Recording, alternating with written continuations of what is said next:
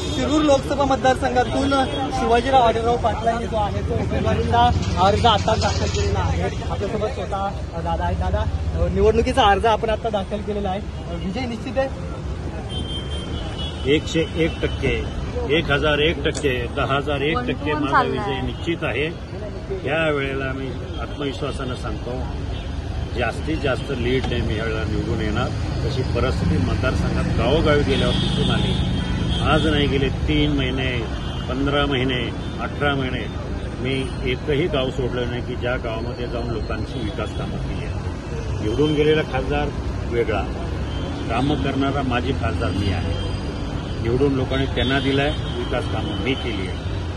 15 महिन्यामध्ये 1,500 कोटी रुपयाची विकास कामं केल्याचे मी सगळ्या जनतेला माहिती आहे। प्रत्येक गावामध्ये निधी पोहोचलाय, त्यामुळे मी निवडून येणार ती काळ्या दगडावरची पांढरी। पण ही संपूर्ण निवडणूक विकासावर होतीये का?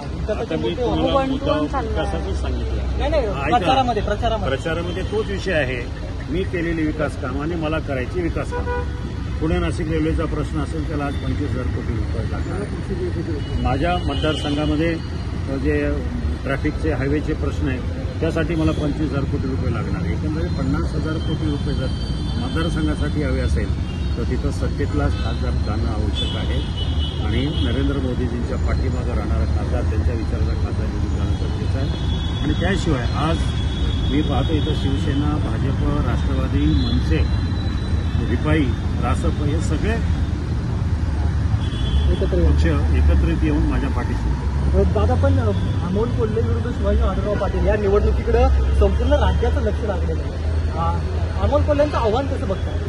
आव्हान नाहीच मुळे मी तुम्हाला सांगितलं ना, जेव्हा त्यांनी ठरवलं निवडणुकीला उभं राहायचं, मला माहिती आहे मतदारसंघात न फिरलेला खासदार, मतदारसंघात रुपयाची काम न केलेला खासदार, आज त्यांचा प्रचार फक्त सोशल मीडियावर आहे। ते सोशल मीडियाने टीव्ही स्क्रीनच्या बाहेर अजूनही आलेलं नाही।